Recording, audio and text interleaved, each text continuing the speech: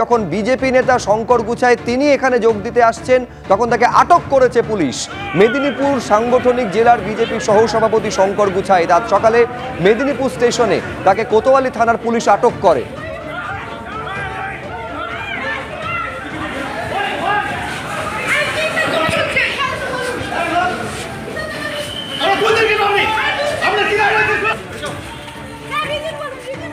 ভারতীয় জনতা পার্টির মেদিনীপুর সাংগঠনিক জেলার সহসভাপতি ডক্টর শঙ্কর গুছাইকে মেদিনীপুর স্টেশন থেকে জোরপূর্বক পুলিশ গ্রেপ্তার করেছে। যিনি হচ্ছেন আজকে ওই আমাদের যে রাজ্যের যে ছাত্র সমাজ যে নবান্ন অভিযানে ডাক দিয়েছেন তাকে সংহতি জানানোর জন্য, সমর্থন জানানোর জন্য যিনি নবান্ন অভিমুখে যাচ্ছিলেন। পুলিশ কোনো কারণ ছাড়াই এটা করেছে, কারণ ডক্টর শঙ্কর গুছাই একজন শিক্ষক এবং আমি দায়িত্ব নিয়ে বলছি শঙ্কর গুছাই আজ পর্যন্ত কোনো অপরাধের সঙ্গে যুক্ত নয়। নবান্ন অভিযান আটকাতে কিন্তু বজ্র আটুনি এঁটেছে পুলিশ। তোমায় কিছুক্ষণ আগে যখন আমাদের অন্যান্য প্রতিনিধিরা যে ছবিটা দেখাচ্ছিলেন যে প্রধান যে সড়কগুলো এজেসি বোস রোড থেকে শুরু করে দ্বিতীয় হুগলি সেতু, সাঁতরাগাছি রাস্তা সমস্ত জায়গায় ব্যারিকেডিং করে দেওয়া হয়েছে। কিন্তু এর আগে একবার নবান্ন অভিযানে আমরা দেখেছিলাম যে সেই সমস্ত জায়গায় ব্যারিকেডিং যেখানে করা হয়েছিল, মূল মিছিল সেখানে আটকে গিয়েছিল, কিন্তু ছোট দলে বিক্ষোভকারীরা ভাগ হয়ে সরু গলি দিয়ে নবান্ন পৌঁছে গিয়েছিলেন। আমি এখন তেমনই একটা জায়গায় রয়েছি যেটা কিন্তু নবান্ন আসার একটা বিকল্প পথ। ঠিক আমার পিছনে যে রাস্তাটা দেখছো শরৎ চ্যাটার্জি রোড, এই রাস্তা দিয়েই একেবারে সাঁতরাগাছি থেকে বেলেপোল হয়ে চ্যাটার্জি হাট হয়ে এই শরৎ চ্যাটার্জি রোড ধরে সরাসরি একেবারে নবান্নে পৌঁছে যাওয়া যায়।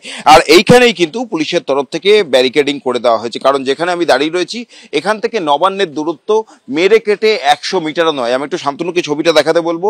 ঠিক যেইখানে পুলিশের ব্যারিকেড করা হয়েছে এইখান থেকে সরাসরি কিন্তু নবান্ন একেবারে দেখা যাচ্ছে, 100 মিটারেরও কম দূরত্ব। তাই পুলিশের একটা আশঙ্কা ছিল যে মূল যে মিছিল সেই মিছিল থেকে বিক্ষোভকারীরা ছোট ছোট দলে ভাগ হয়ে কিন্তু ঠিক এইভাবেই অলি গলি দিয়ে নবান্ন পৌঁছে যেতে পারেন, তেমনটাই তাদের পরিকল্পনা রয়েছে। এবং সেই কারণে এবার পুলিশের তরফ থেকে কিন্তু অলি গলিতেও ঠিক এইভাবেই ব্যারিকেডিং করে দেওয়া হচ্ছে, যাতে কোনোভাবে বিক্ষোভকারীদের দল বিকল্প এই ধরনের রাস্তা দিয়ে সরু গলি দিয়ে নবান্নের সামনে পৌঁছে যেতে না পারে।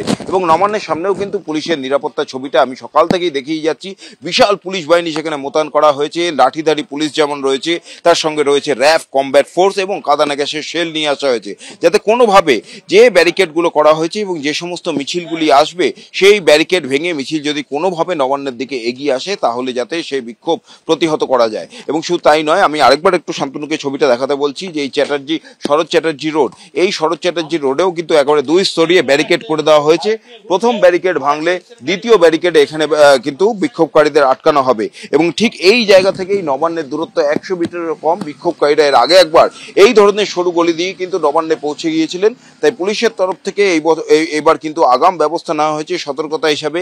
নবান্ন সংলগ্ন আশপাশের যে অলিগলিগুলো রয়েছে, যেগুলো দিয়ে বিকল্প রাস্তা রয়েছে নবান্নে পৌঁছানোর, অর্থাৎ মূল মিছিল, সেখানে পুলিশ যদি বাধা দেয় তাহলে বিকল্প পথ দিয়ে যাতে এই বিক্ষোভকারীরা নবান্নে না পৌঁছাতে পারেন তার জন্য আটো ব্যবস্থা করে রেখেছে পুলিশ। কিন্তু এখন প্রশ্ন হচ্ছে, পুলিশের এই বজ্র আটুনি থাকা সত্ত্বেও কোনো ফসকা দিয়ে কি বিক্ষোভকারীরা বা আন্দোলনকারীরা নবান্নে পৌঁছে আসবেন?